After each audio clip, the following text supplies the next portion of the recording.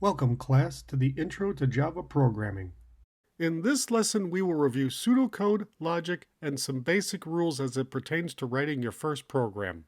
Often, when creating or maintaining an application, beginner and junior level developers may not know where to start, what to do, and become overwhelmed with the coding syntax.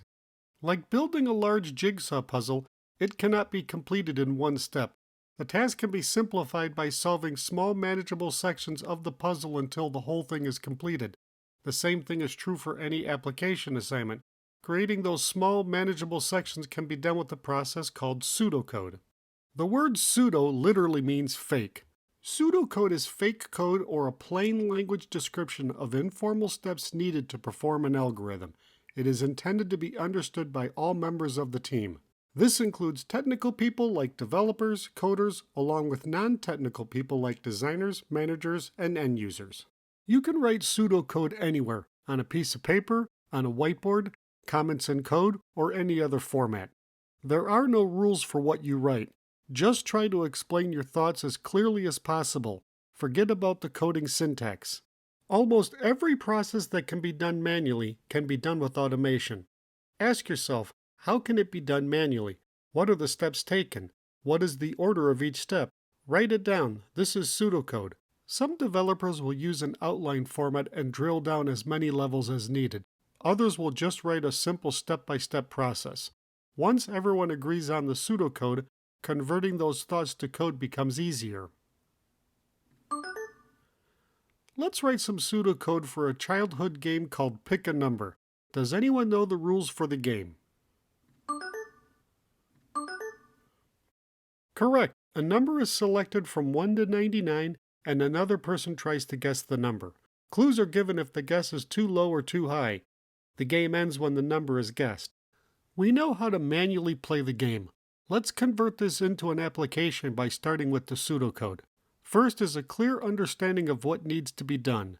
Then, break it down into smaller steps. Knowing the rules of the game is important. We may need to ask more questions later. Can anyone help break the game down into smaller steps?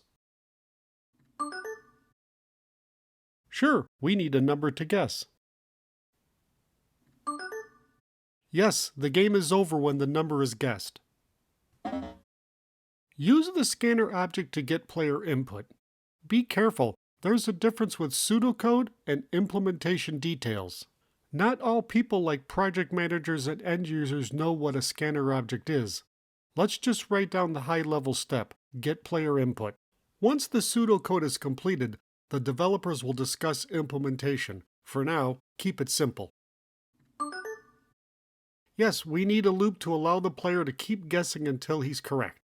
Are we missing any steps? Correct. We should display a clue for the incorrect guess. Looking at this list, we came up with 5 steps. Part of the process is to review the steps and put them in the right order. 2 steps mention when number is guessed. Let's alter this step to be end game. Now let's take a look at the order. Getting a number to guess should be the first step. Ending the game should be the last step. Getting the player input should happen before displaying a clue for an incorrect guess. These 2 steps should be inside a loop until the number is guessed. Looking at this list of steps, the game is beginning to make sense to everyone. Some steps may require additional questions or sub-steps. Here, how do we get player input? Do we get the input as a string or a number? What happens when there is bad user input? These are questions that could be worked out now or as you get to this coding step. Here, what message do we display when the guess is too low? When the guess is too high? When the guess is correct? A good developer will utilize the designer and managers for this type of information. Let's write this game based on the pseudocode. Before we start writing code, there are a few important Coach Joe rules you should consider. There is no one correct answer as long as the program works. However, you should strive to follow the preferred standards and avoid a poor design. Rule number 6 states, a class should do only one thing. Rule number 7 states, a method should do only one thing. Rule number 34 states, know the difference between an object and a data structure. There is no rule for this suggestion, but use the proper data type for all variables. And finally, rule number 35 states, try for 100% code coverage. In this lesson, we are demonstrating pseudocode to actual code.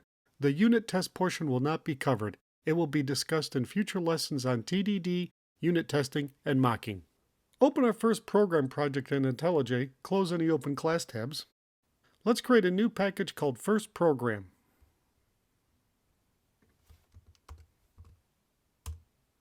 Let's create a new class called AppStart.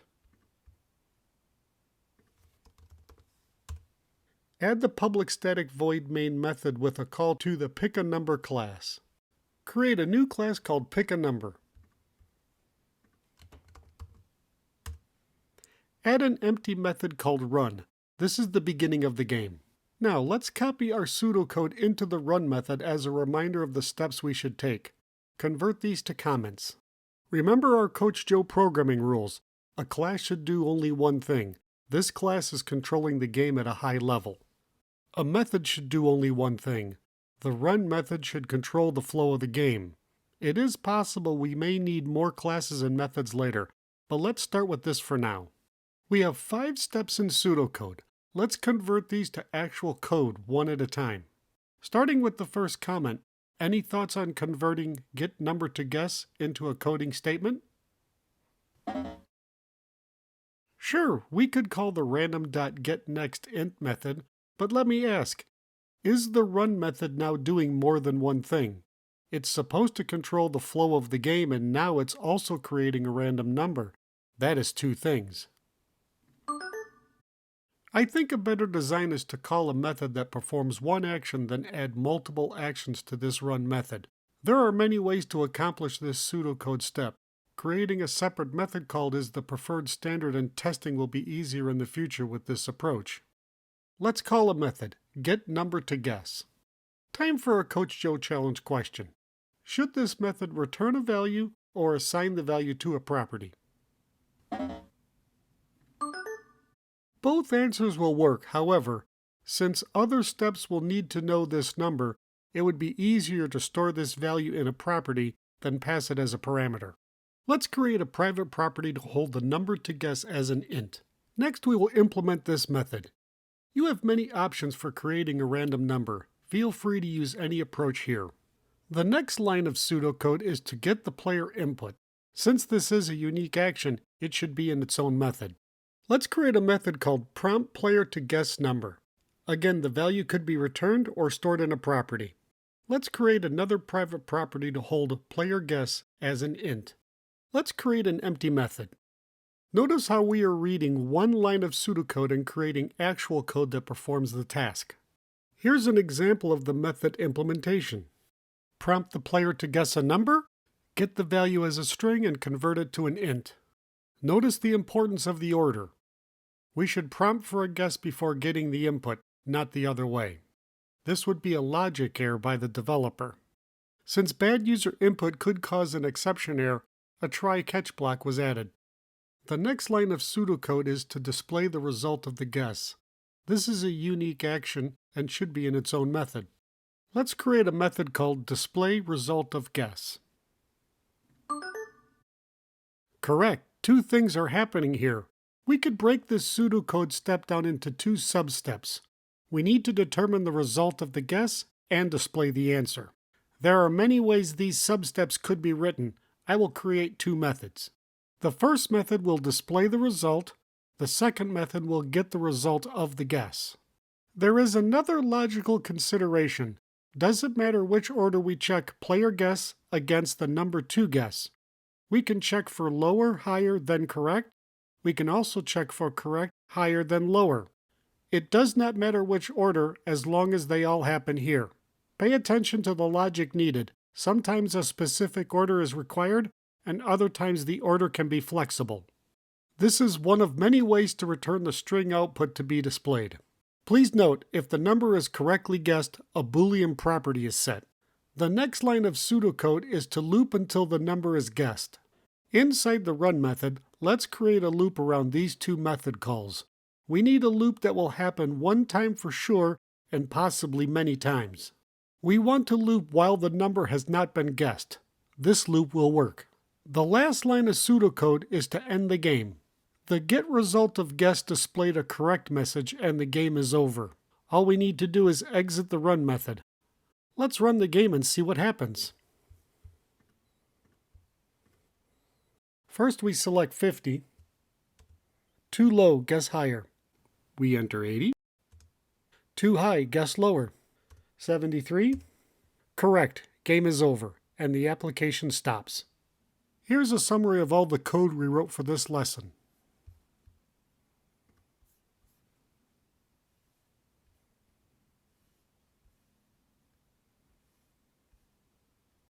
You should now have an understanding of pseudocode, a planning process that allows you to identify and break down the steps needed for a large task. Clearly express your thoughts in plain language for everyone to understand and avoid the use of coding syntax.